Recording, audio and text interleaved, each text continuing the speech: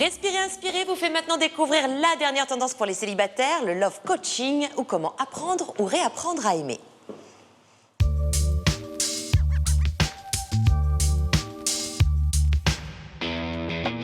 C'est sur les Champs-Élysées, sanctuaire de la consommation et de l'hédonisme, que se tient tous les lundis le Café de l'amour, une grande messe à la gloire de Cupidon, dont la grande prêtresse se nomme Bénédicte Anne. En étendant, quand j'étais sûre que j'allais rencontrer l'amour, il est arrivé.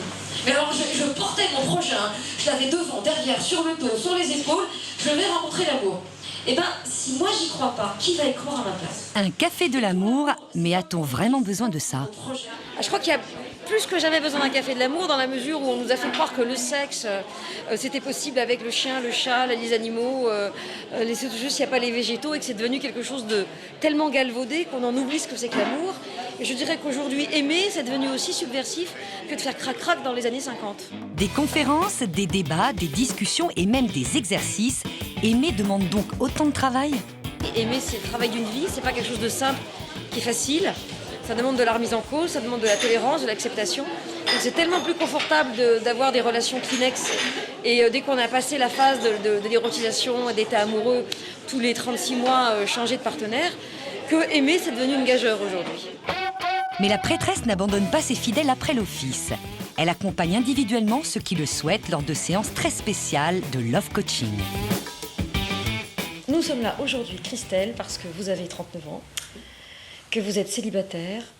Vous m'avez contacté parce que vous vous demandez pourquoi vous n'avez pas rencontré l'amour. Tout à fait. Et vous savez que l'horloge biologique compte. Oui. Parce que le temps, et donc le temps qui vous reste n'est plus aussi large qu'on ne pouvait l'imaginer. C'est quoi? Ce serait quoi votre question? Eh bien, connaître les blocages, enfin, qu'est-ce qui m'empêche de rencontrer, tout simplement. Ok. Alors, la méthode est rodée. Bénédicte commence la séance par un tour d'horizon des histoires qui ont compté pour Christelle. Après 2 ans, oui, avec qui j'ai vécu. Complètement, entièrement. Oui. Est-ce que vous êtes tombée amoureuse d'un homme dont vous étiez vraiment très raide dingue? Oui. Il y en a eu combien comme ça? Un. Ça s'est terminé il y a combien de temps? Il y a 10 ans. Bon, donc c'est là que ça se passe. À qui ça ferait de la peine si vous rencontriez l'amour et que vous soyez devenue une mère de famille? Cherchez bien. Me dire, oui, La coach va ensuite scanner l'entourage et l'enfance de Christelle pour trouver d'éventuelles sources de blocage. Donc vous avez été d'une façon injuste favorisée. Oh, bah oui, elles peuvent dire ça, oui. Non mais est-ce que c'est vrai? Vous m'avez dit oui spontanément. Le diagnostic tombe après seulement 20 minutes. Moi-même. Alors moi, je crois que là, vous faites partie des cas non pathologiques. C'est une bonne nouvelle. C'est très typique des trentenaires. Il y a plein de nanas comme ça, qui pensaient qu'elles avaient le temps, qui voulaient être indépendantes, et puis qui voulaient pas spécialement d'enfants, bon, tout ça. Puis clac, le temps passe, et à ce moment-là, elles se disent, mais ah! Oui. Voilà. Donc moi, ce que je pense qu'on va faire, on va déjà aller sur le site de rencontre qu'on a dit, là, et vous allez, et je vais vous coacher, en fait, dans votre recherche. Donc vous allez déjà écrire quelles sont les valeurs que vous voulez partager, et qui sont essentielles à la relation. Ensuite, qu'est-ce que vous avez envie de vivre? Je rencontre un homme, nanana, nanana, je partage, nanana, nanana, il a des valeurs communes avec les miennes qui sont nanana, nanana, sexuellement c'est nanana, nanana. Et je pense qu'il faudrait faire quelque chose comme de la biodanza. Je connais pas du tout. La biodanza, c'est une forme de danse autour du corps qui permet d'être en lien avec soi et en lien avec l'autre.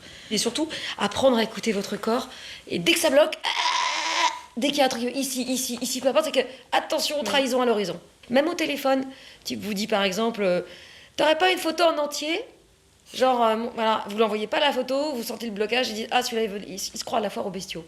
Donc il veut voir. Mais au fait, le love coaching, ça marche? Sur pied. La technique que j'ai développée, je l'ai pratiquée sur moi.